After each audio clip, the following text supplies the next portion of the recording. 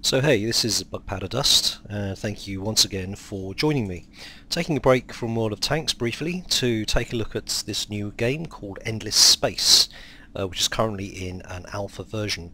They have released it on Steam, however, and you can buy a couple of different packs. You get an Admiral Edition, as well as another edition with whose name escapes me. But you get some extra goodies with it, as well as being able to feed back to the team of any bugs you encounter. However, the game seems extremely bug-free, and it's a real joy to play at the moment.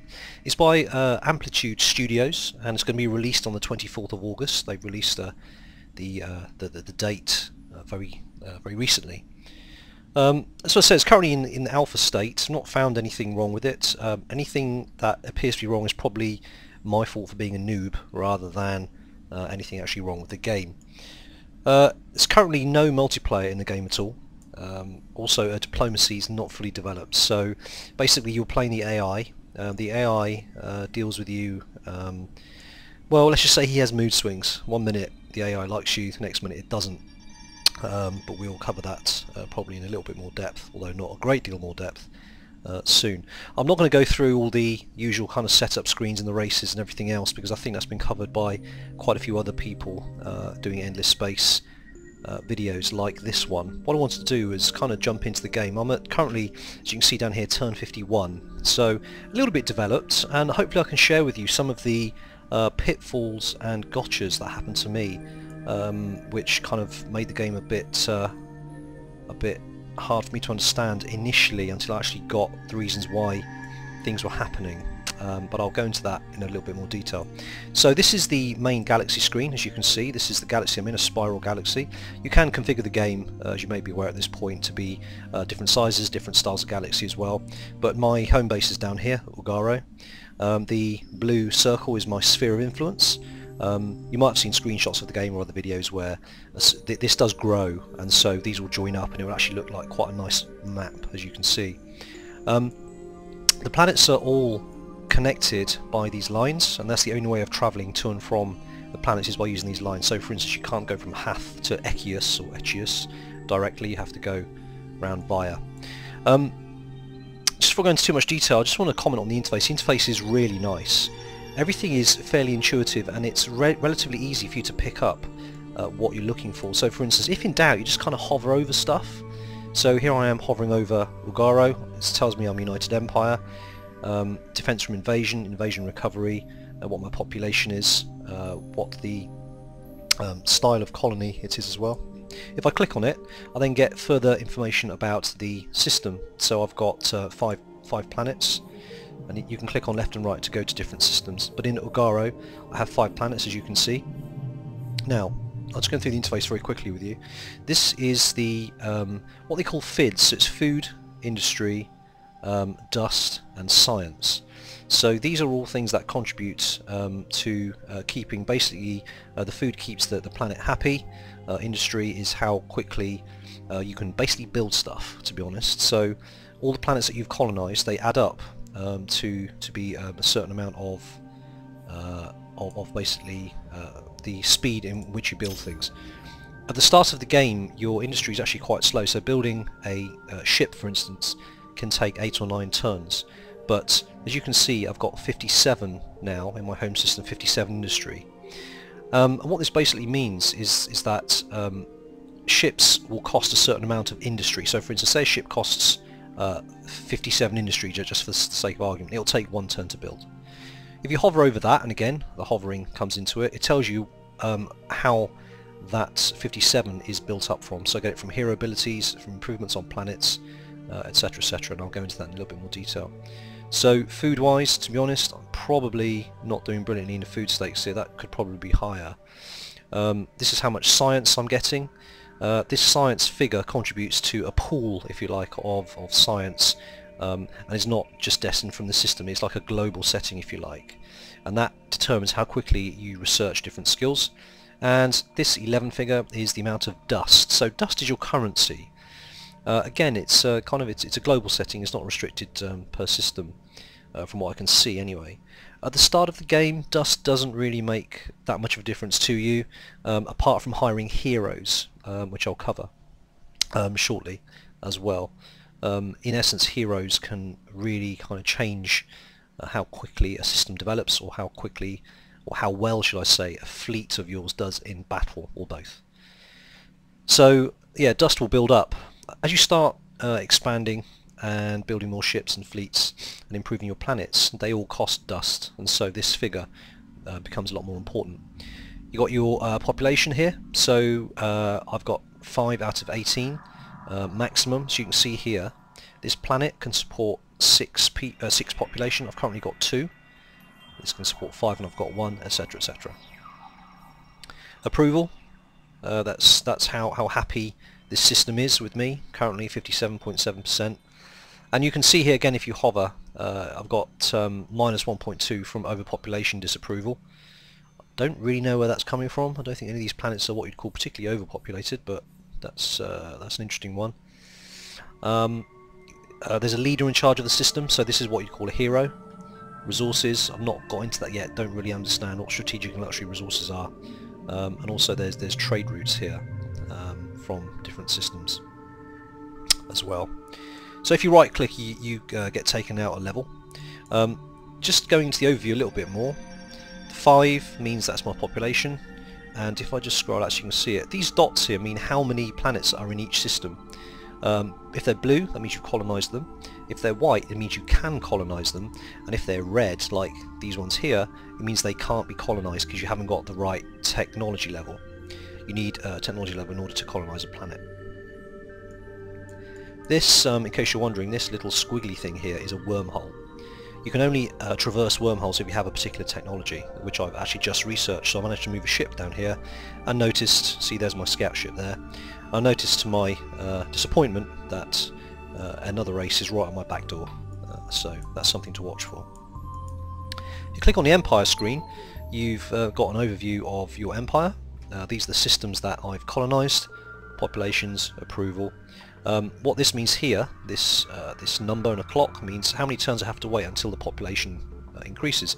Again, by hovering, it tells me I've got a 5% growth rate there, I've got a 10% there, 4% and 4%. So you can see at a glance what's going on. You can also increase the tax rate up and down.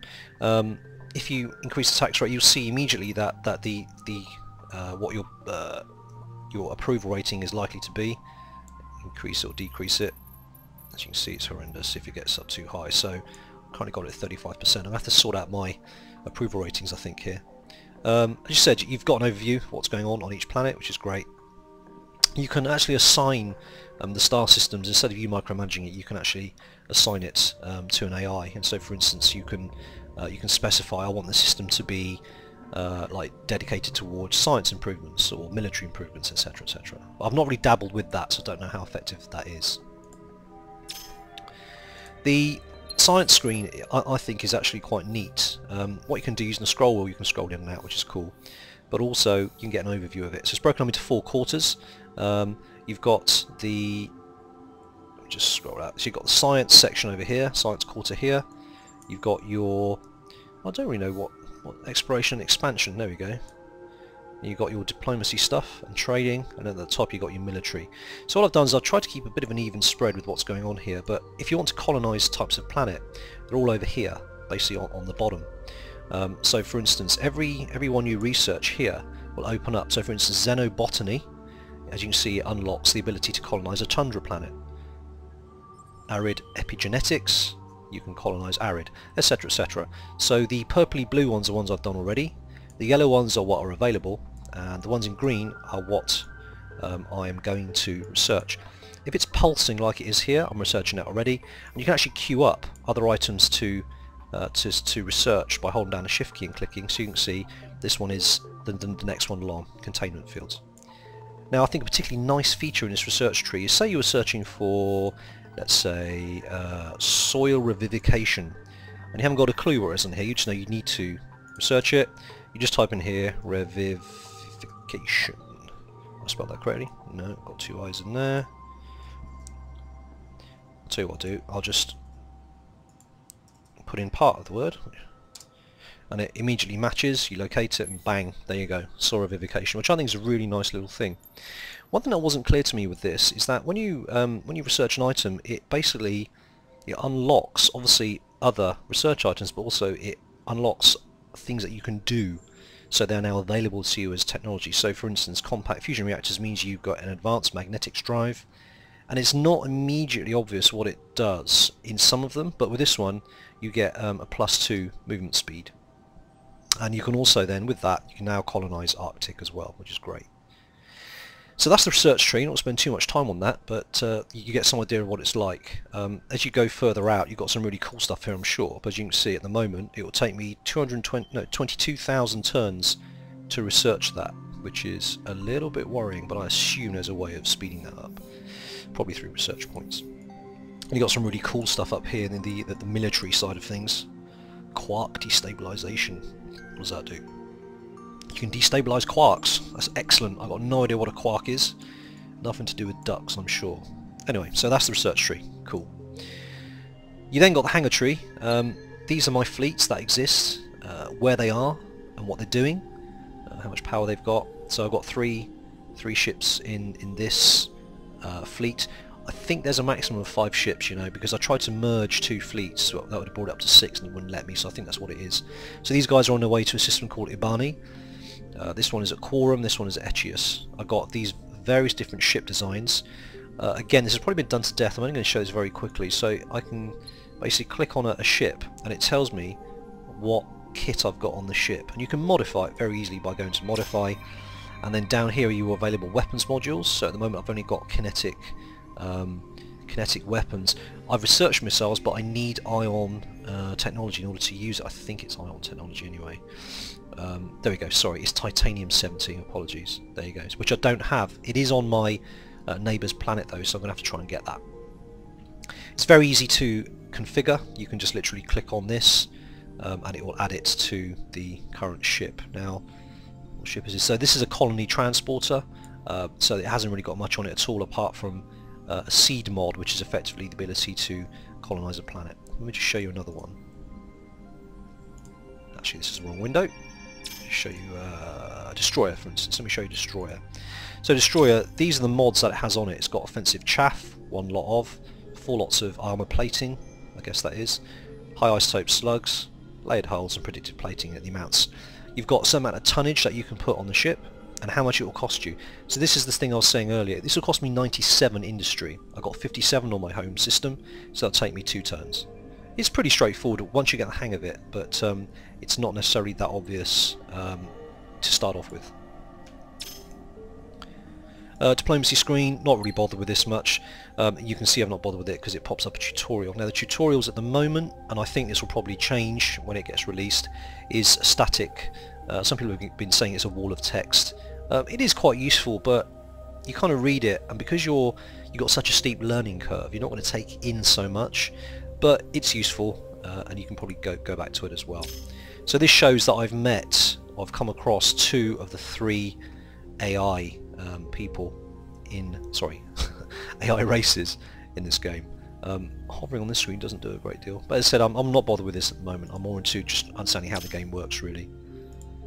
So the hero screen, now this is really important, to be honest, and I didn't realise how important it was.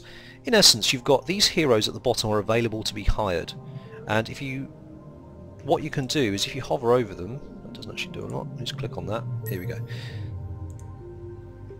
What you can do is you can inspect the hero, and this tells you how much he is to recruit, and he costs 22 dust, which is actually pretty good. His ongoing upkeep is 1, and it tells you what benefits that he gives you. So on the right here, this guy is actually really good on attacking and defending weapons, things like that. I don't have much interest in heroes to do with weaponry at the moment because I'm not at that stage of the game yet, which is why I've chosen the other 2 heroes that I have. Let me, how'd you go back? I haven't got that quite right. So I've got these 2 guys. If you hover over them, he's an administrator, so he's very good at fast construction in food production, and also this guy isn't the same, but he's also a pilot. And this guy's good for science, dust, luxury and strategic resource production. So I've got them assigned to a system. It tells me how much they cost at upkeep. So they cost me -4, -4 dust respectively. That will increase as you get the as they level up. So for instance, if I look at this guy, these are his level ups that he's got. The first one was a Director 1, and he gets +3 labour. Civil. Now this was a really important one. I didn't realise how important it was. You'll notice it says +25 industry on system. Now what this effectively did is it took me from like, I don't know, 6 industry to suddenly to like 31, which meant I was effectively, I could upgrade the planets, I could build ships so much faster. So it really is an important one to get, I think, if you want to get moving.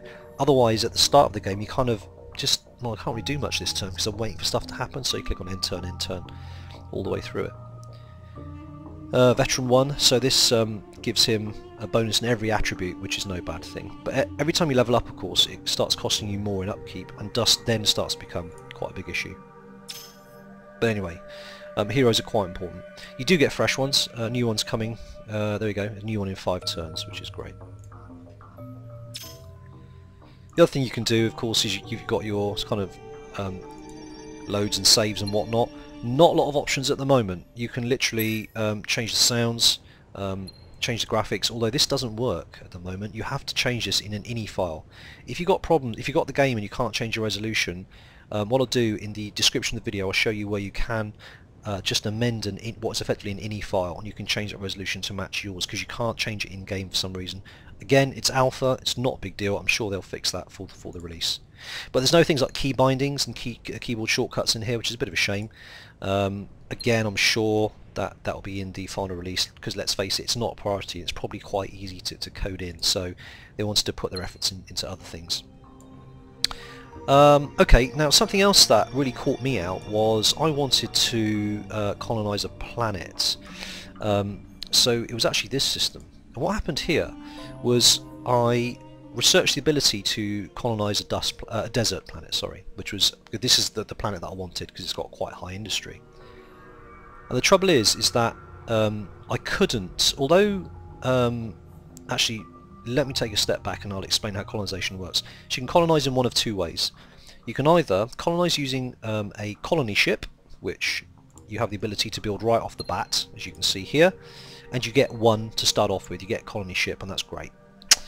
So you can move the colony ship to a planet, to a system, then a planet, and you can colonize it immediately, and that's fantastic. That was the only way of colonizing I thought existed. But what you can do, which takes time, you can colonize a planet within a system you already own, and you don't need a colony ship to do that. I didn't realize that. But you must have at least 1 population unit to spare to move to colonize another planet with. So for instance, if I wanted to colonize this planet here, I could click on colonize desert like that, and what would happen is it would take a population unit from my planet that is colonized in the system. If you have 2 colonized planets in the system, I don't know how it picks. However, it's not a big deal because you can very easily drag and drop, as you can see there, I'm moving a population unit from one planet to another. So the point is that you don't have to colonize with colony ships. The thing is that in order to build a colony ship in a similar way, you must have a spare population unit, and I didn't realize that. I thought colony ships, you could just build them and job done, but it wouldn't let me build a colony ship, and I couldn't work out why. And then I read something on the forum, which is recommended, by the way. The forums are really useful. If you've got any questions, go and search on the forum. The search feature is pretty useful, and it will generally give you the answer you're looking for. Someone that is bound to have asked it previously, and then it clicked and it made sense. So to colonize in system, you need a spare population unit. To build a colony ship, you also need a spare spare population unit as well. Bear that in mind.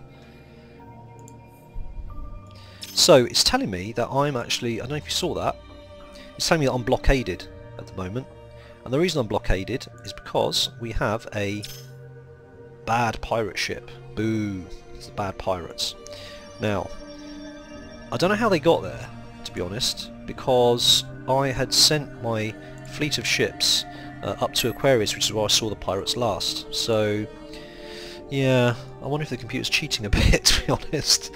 But anyway, we can come back and deal with them shortly. What I can do is I've got a fleet here. I've got 1 destroyer, so what I can do is I can basically get them to go across. It's going to take 2 turns to get there, unfortunately, because my engines are not developed enough to make large hops like that in one go. So he's on his way. and then you can see the combat system, which I've not really dabbled too much with. What else is there to talk about? So I've got a scout ship down here. One thing that I actually really liked with Sins of a Solar Empire, if you ever played that, was the ability to just tell your scout ship just to go scouting at random. You could just right click it, it would go off scouting at random, you wouldn't have to tell it where to go. This doesn't have quite the same thing, so you need to tell your scout where to go. So what I want to try and do is try and map out the boundary, the outer boundary, so I'm going to tell him to go there, which you can do in one go because he's pretty fast. So we've got, as you can see here, we've got friendly fleets here. Now they're friendly because I'm actually allied with the AI, and it's also another united empire race effectively, but it's owned by the AI. They're in the orange. This one's got 3 friendly fleets made of 7 ships by the looks of it, and this one's got just 1 ship out of 5. So they won't fire on me, I'm not going to fire on them for now, but I really need this planet. If you remember what I said earlier about the planet having Hyperium 1 in order to use in my missiles, from what I've been reading, Hyperium is actually quite an important strategic resource, very very important to get it. So I think at some point, unless I find it somewhere else, I'm going to have to go to war with this dude, and that's fine, that's no problem at all. So what I'll do, I'm going to play a couple of turns out and let's see if you can see the combat. If the pirate ships don't move, that's great. Now my guys, I think, yeah, let me just, so my guys are coming back. As you can see, these red dots mean that's where I'll be moving next turn. The big dot is how far I can get in one turn. So movement is a little bit slow at the moment, but I think that can be improved through research. So I've pretty much done all I can here. Well, let's click on end turn and we'll see what happens. End of turn in progress.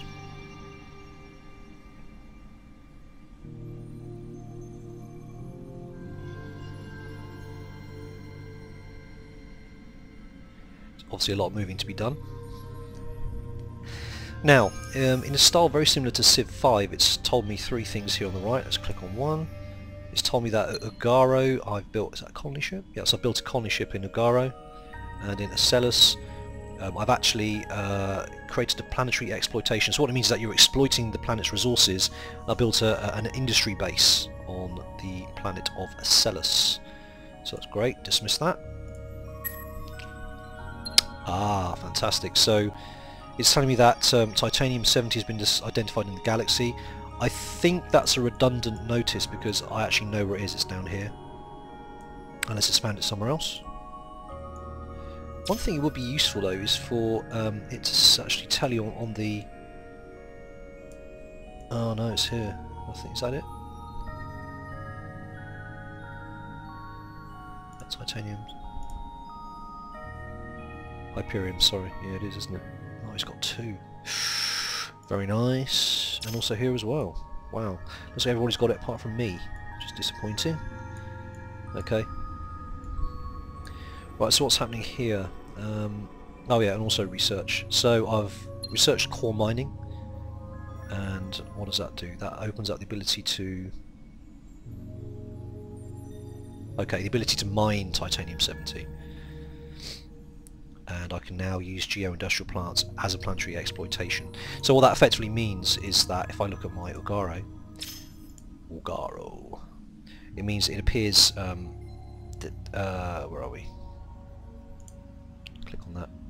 So I've now got the ability to exploit it using different options here. So this is what I've currently got, geo-industrial plants, and this can be changed if I feel that, you know, I need to change what I'm doing on the planet. So if I want to focus more on food, it handily shows you a little green icon in the top right hand corner just to match it up with food rather than you having to hover over each one or remember what each one does. That's actually pretty useful.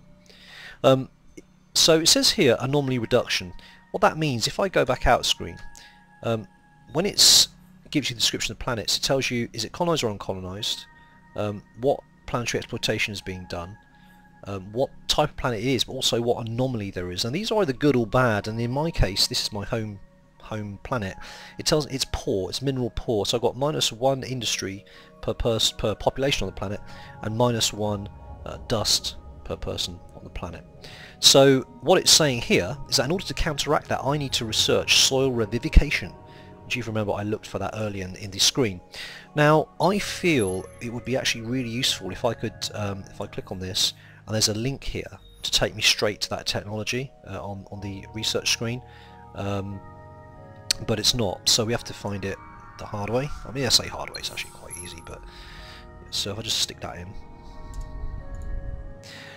and you can see soil revivification is actually quite some way up. I mean, that's quite some way in, so that's something I'm going to have to put on the back burner. It's not that important, it's not a huge penalty for me, so not a particularly big deal. So what I've done now is I've got a colony ship ready to go. The pirates are still blockading my system here, so what I'm going to do, I'm going to keep moving these guys back. So I don't think I have to actually move that ship, it's going to do it automatically, and this ship is moving in still, so that's cool. For the sake of this video, I'm just going to leave it like that. Okay, so those ships are with each other now.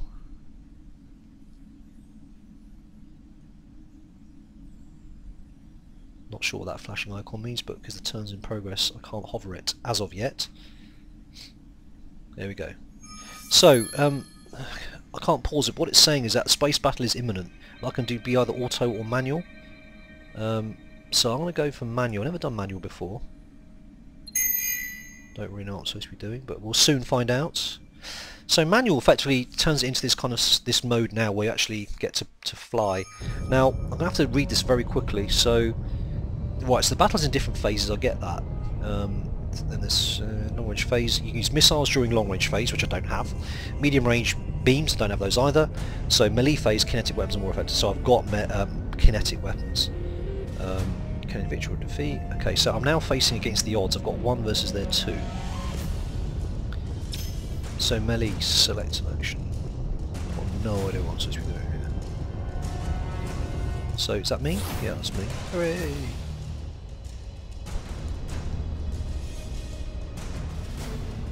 Battle action panel. Oh, you have to play a card. Okay. Each card can counter on the family of cards. Do you know? I think. So what have I got then? I've got weapon overclock, 40% kinetic damage. Oh right, okay.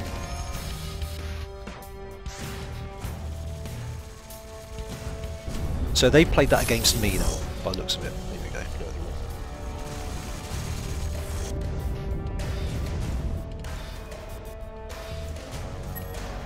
So I've chosen something for melee. I don't have a medium range act. No, I do. Try and mess them up then. If anybody's watching this who knows how to play the game, you're probably looking at this and rolling your eyes and thinking, oh my god, what a noob. I am, to be fair. Never played the game before. It does look good though. So these guys are firing at me. Are they being repaired or something?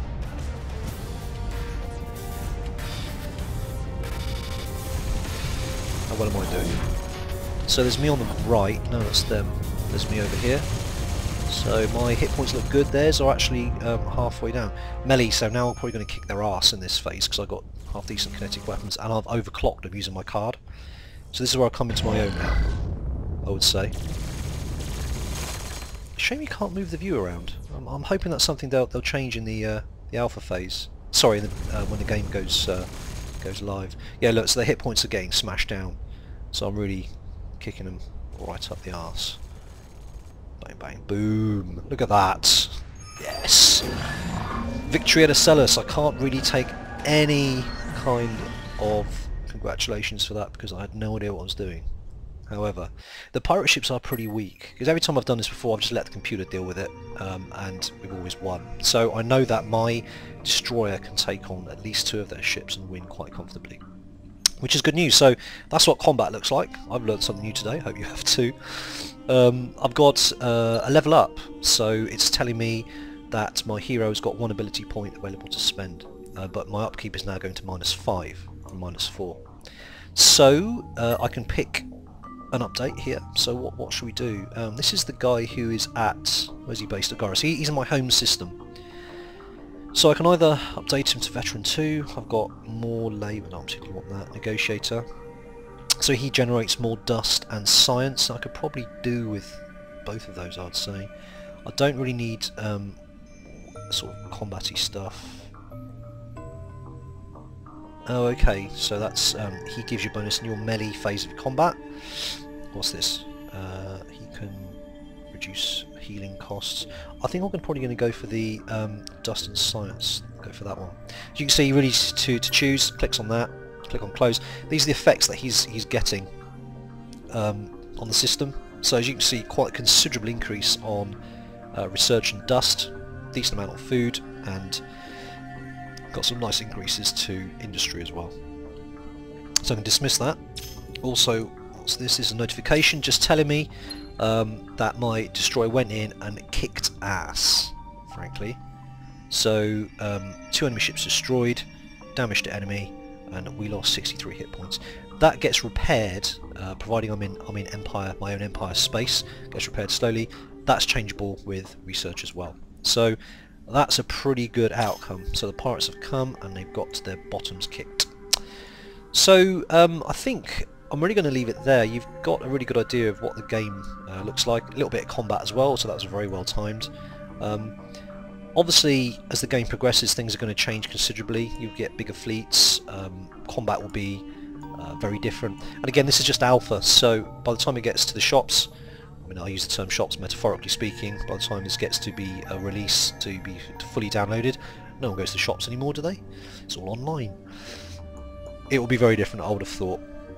Overall, I really like this. The interface is brilliant. The fact that you can hover on things, I really like, and get information. The information's there generally. Could do with a bit of a better tutorial, I feel. I think basically the tutorial at the moment being just text is fine as far as it goes, but I think there are some things that if you had like a tutorial to talk you through the first sort of 10-20 turns, that would be cool. Again, they could well be planning that or coding it as we speak. All in all, I really like this. I'm not a massive fan of these types of games. Civ 5, for instance, left me a little bit cold, but I think this has got a lot of great potential. The fact that you can design your ships and put different things on different ships, presumably the different races have different weaknesses. So for instance, with some races they're more susceptible to beam weapons perhaps, or to missiles. I think that's really great. I don't like games where you get the ability to design ships and stuff, but there's really kind of only cookie cutter setups which are any good. So everyone's got the same setup and it's not a lot of cop. And I think the game will really shine when it comes to multiplayer. That's going to be really cool. Playing AI is one thing, playing a crafty human is always something else.